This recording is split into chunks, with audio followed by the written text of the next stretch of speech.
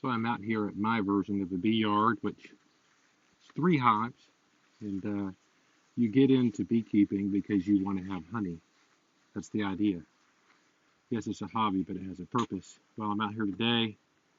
My purpose is to get these hives to a point that they're sustainable. I got them so late in the season because of our COVID situation, so I may or may not get honey on of them this year. A lot of you have asked those questions, but what I'm going to do today, they are acclimated. All 3 are doing really, really well.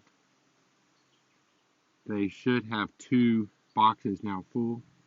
So I'm going to add an excluder. I'll walk you through that a little bit today. I'm just going to get to work. I'm going to smoke these bees. I got some smoke going here and a hive tool. I'll show you the journey along the way. Let me turn it here. Maybe you can kind of see what I'm working on.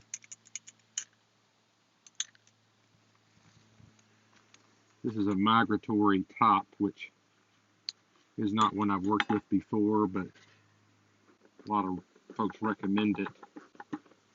And what I'm hopeful to see is that everybody's doing well, everybody's healthy, and that's it there.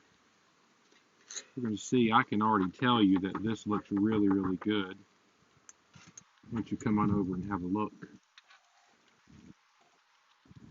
So if we see down in this hive, you can see where they've built out a lot of comb, which is great. I'm going to pull a couple of these out. In fact, I'll let you just kind of hang out right there. Is that okay? I'm disturbing them a little bit, so I'm going to give them a little bit of smoke. I'm not going to worry about trying to take this whole hive apart. But I just kind of want to take a look and see how we're doing. I added these boxes about a month ago. So they are slapped full of honey, which is super encouraging. These guys have really been working hard. There's a lot of propolis in here too, which is kind of almost like a glue that they use to hold them together. But I hope you can see this. I'm just going to pull this out. What we can see is they're filling that out. It's not capped yet. You can see where they're really building that out. Some of this is capped, some of it is not, meaning they filled it up with honey and have even covered it up. So to fill it in for storage later, what I'm going to do is I'm going to add this here. What I need to make sure of, though, is that my queen is not on the top of this, because that would be really, really bad.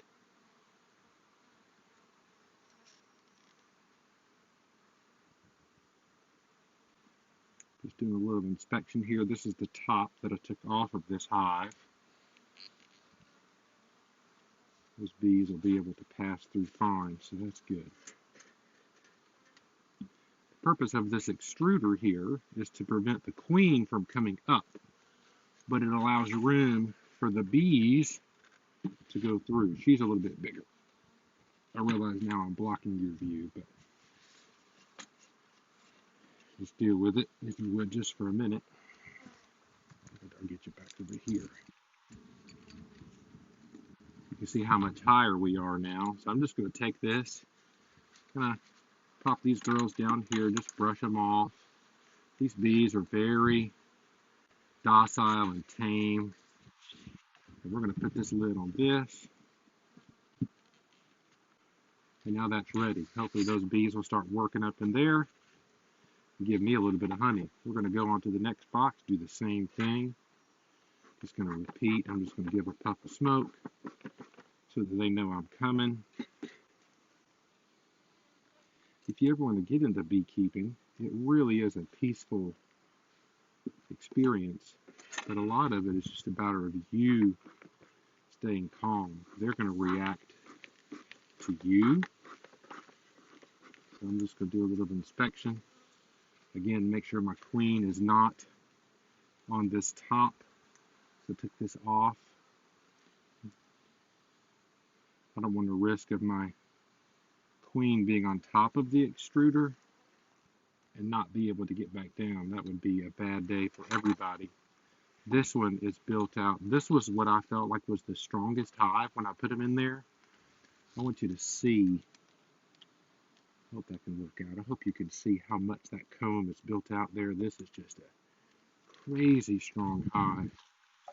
So it's kind of hard to do really good video work here. But again, this hive, this is all capped honey, which is super awesome. So again, doing the same thing. The hope is, here's the plan at least, is that the honey that they've produced so far will be theirs to keep.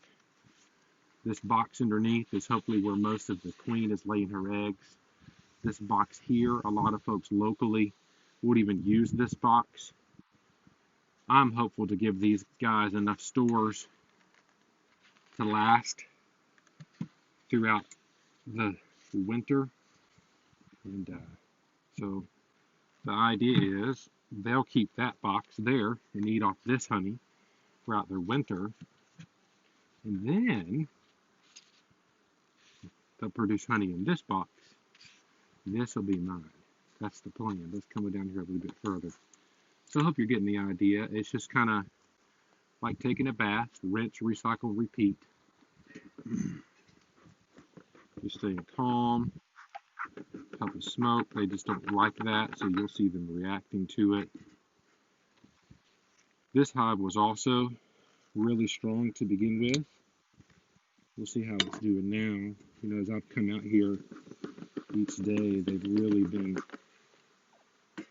healthy and active and doing exactly what they're supposed to do. You can see some of these just hanging out on the top. You know, these may be foragers coming back, or these very well could be bees that have I see a couple of drones and just some general worker bees. A lot of these guys like to hang out across the top because if there are hive beetles or some kind of security detail, for example, they'll work on that. I want you to see down in here. Hopefully you can see that hive. I like to space rather than filling these in. I like to space them because I like this extra build out. They'll kind of take advantage of all that space that you give them. And where that's really helpful is whenever we start talking about pounds or volume of honey that I would get for harvesting, I can get more honey that way. For example, I can fill this in with 8, or I could put 7 in there, which is what I'm doing here, to give myself some extra space in between them. And they'll fill out, and I will actually get more volume of honey on that harvest